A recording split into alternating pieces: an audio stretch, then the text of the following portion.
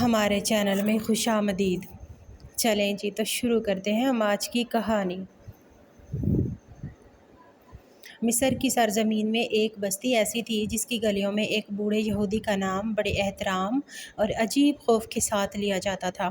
وہ نہ کوئی بادشاہ تھا نہ کوئی قاضی، مگر لوگ اسے ایک انوکھے ہنر کا مالک سمجھتے تھے۔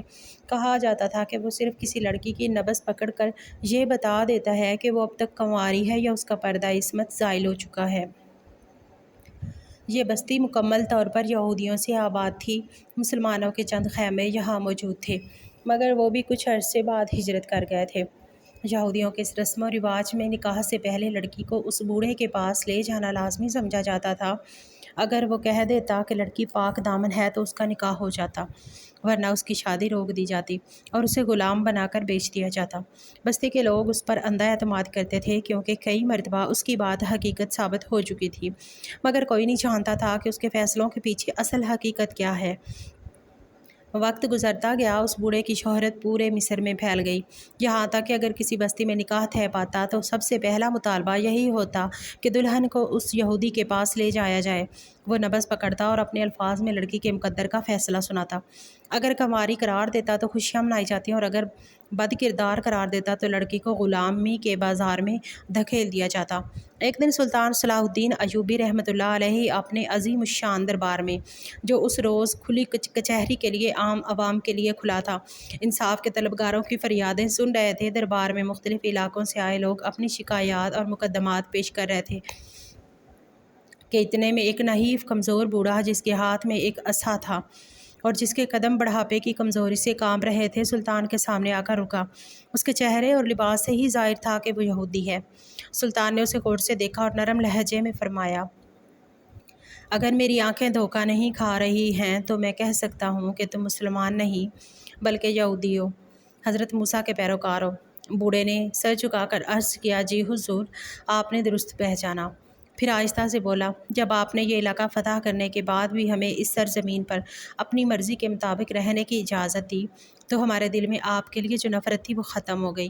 ہم آپ کو ظالم سمجھتے تھے، مگر آپ تو رحم دل اور انصاف پسند ہیں۔ ہمارے تمام یہودی آپ کی عزت کرتے ہیں، چاہے ہمارا اور آپ کا مذہب مختلف ہے۔ یہ سن کر سلطان نے مسکرا کر اس کا شکریہ ادا کیا اور کہا، اچھا بتاؤ کس حاجت نے تمہیں اتنے فاصلے سے یہاں تک پہنچایا؟ بوڑھے نے لرزتی ہوئی آواز میں کہا، حضور، ہم ایک بڑی مصیبت میں گھرے ہوئے ہیں۔ بستی کے لوگ بے بس ہیں اور ان کے لیے انصاف کا واحد سہارا آپ ہیں۔ سلطان نے فوراً دریافت کیا، کیا معاملہ ہے؟ تو بوڑھے نے تفصیل سے بتایا، ہمارے علاقے میں ایک بوڑھا یہودی ہے جو لڑکیوں کی نبض دیکھ کر فیصلہ سناتا ہے کہ وہ کنواری ہیں یا نہیں۔ اگر وہ پاک دامن کہہ دے تو ان کی شادی ہو جاتی ہے اور اگر بد کردار کہہ دے تو لڑکی کو غلام بنا کر بیچ دیا جاتا ہے۔ لوگ اس پر اندھا یقین کرتے ہیں کیونکہ کئی بار اس کی بات درست نکلی ہے، مگر حضور، مجھے شک ہے کہ اس کے پیچھے کوئی چال، کوئی خفیہ حقیقت ہے جو کسی کو معلوم نہیں۔ پھر اس کی آواز بھاری ہو گئی، حضور، میری ایک ہی بیٹی ہے جسے میں نے بڑی محبت اور ناز و نام سے پالا ہے۔ اب جب اس کی شادی کا وقت آیا تو اس کے منگیتر نے شرط رکھی کہ پہلے اسے اس بوڑھے کے پاس لے جایا جائے۔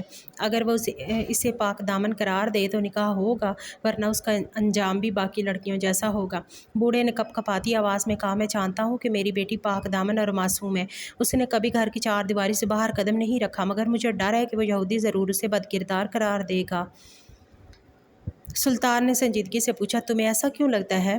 تو بوڑھے نے جواب دیا، حضور، آج تک جتنی لڑکیوں کو اس نے پاک دامن قرار دیا وہ بڑے عہدیداروں، جاگیرداروں یا صاحب حیثیت خاندانوں کی بیٹیاں تھیں، اور جنہیں بد کردار کہا وہ یا تو غریب گھرانوں سے تھیں یا بالکل لاچار۔ میں ایک بوڑھا لوہار ہوں، اپنی بستی میں ایک چھوٹی سی دکان چلاتا ہوں۔ مجھے یقین ہے کہ وہ میری بیٹی کے ساتھ انصاف نہیں کرے گا، اور اگر اس نے ایک بار کہہ دیا کہ اس کا کردار درست نہیں تو بستی کے لوگ مجھے مجبور کریں گے کہ میں اسے غلام بنا کر بیچ دوں۔ یہ سن کر سلطان کے چہرے پر غصے اور حیرت کے آثار نمودار ہو گئے۔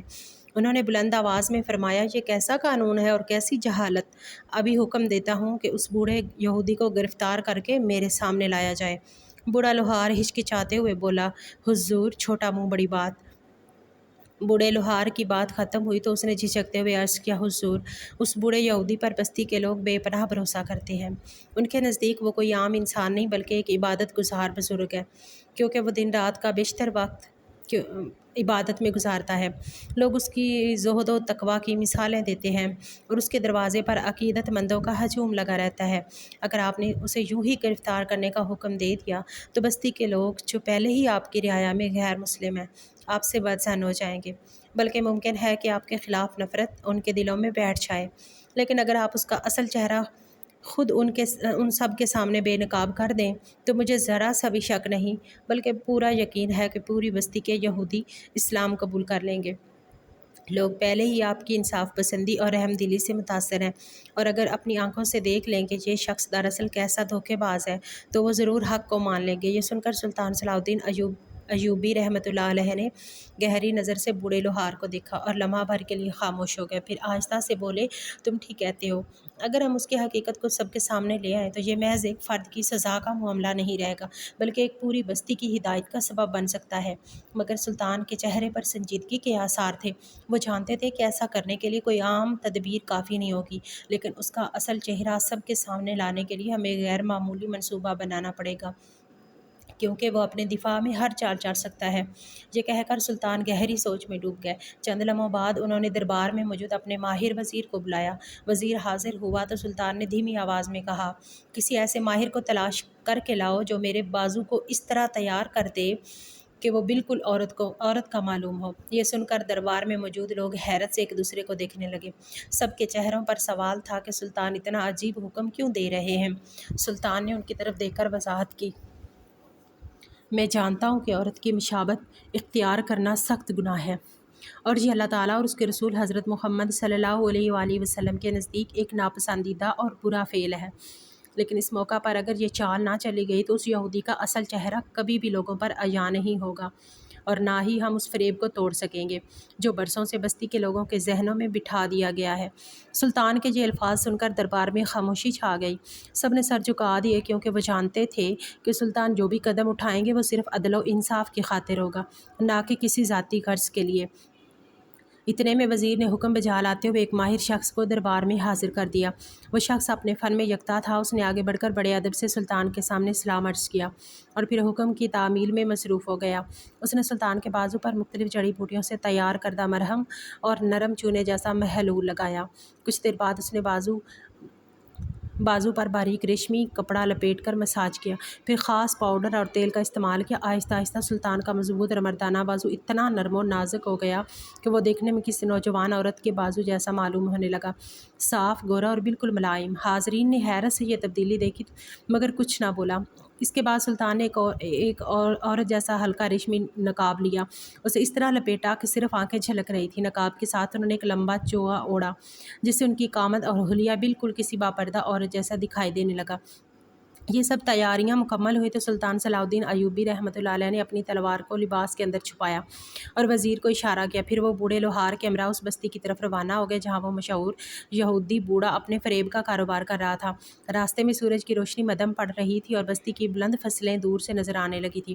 سلطان کے دل میں صرف ایک ہی عزم تھا، آج اس بستی کے لوگ اپنی آنکھوں سے دیکھیں گے کہ ان کا بزرگ اور عبادت گزار دراصل کیسا دھوکے باز اور ظالم ہے۔ چند گھنٹوں کے سفر کے بعد سلطان صلاح الدین ایوبی رحمۃ اللہ علیہ اس بستی میں داخل ہوئے تو منظر انتہائی دردناک تھا۔ گلیوں اور بازاروں میں ایک عجیب اداسی پھیلی ہوئی تھی، لوگ خاموش اور غمگین چہروں کے ساتھ گزر رہے تھے۔ یہ وہ بستی تھی جہاں اس ظالم یہودی بوڑھے کی وجہ سے کئی گھروں کے چراغ بجھ چکے تھے، کئی باپ اپنی بیٹیوں کو غلامی میں کھو چکے تھے اور کئی ماؤں کے آنچل ہمیشہ کے لیے خالی ہو گئے تھے۔ سلطان نے اپنے ساتھ آئے ہوئے بوڑھے لوہار سے کہا، تم یہاں رکو، اپنی بستی کے سب لوگوں کو ایک جگہ جمع کرو اور انہیں یہ خبر دو کہ سلطان صلاح الدین ایوبی خود اس بوڑھے یہودی کے پاس آئے ہیں۔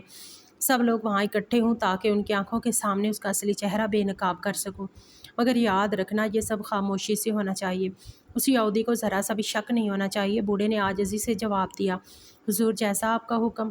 اس کے بعد سلطان نے دوبارہ عورت کا حلیہ اختیار کیا، نرم و نازک بازو، چہرے کو نقاب سے چھپایا، لمبا عبایا پہنا اور اس ظالم کے خیمے کی طرف بڑھنے لگے۔ خیمے کے باہر کچھ لڑکیاں اپنی نبض دکھا کر واپس جا رہی تھیں، کچھ کے چہروں پر خوشی تھی کیونکہ انہیں پاک دامن قرار دیا گیا تھا، مگر کئی لڑکیاں آنسو بہا رہی تھیں کیونکہ اس فریب کار نے ان کی عزت کا فیصلہ ایک جھوٹ کی بنیاد پر کر دیا تھا۔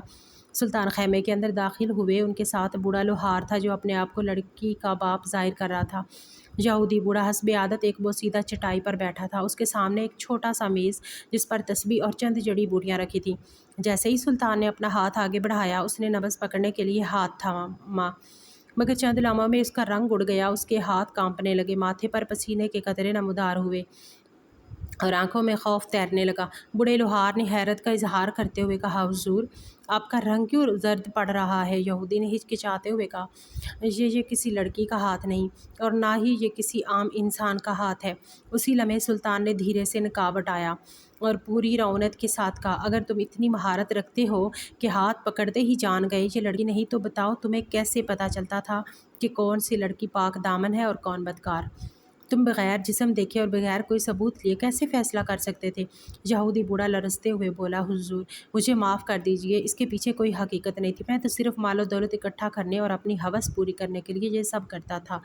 میں وعدہ کرتا ہوں کہ آج کے بعد ایسا نہیں کروں گا، بلکہ یہ علاقہ چھوڑ کر چلا جاؤں گا۔ سلطان نے غضبناک لہجے میں کہا، جو ظلم تم نے کیا اس کی کوئی معافی نہیں۔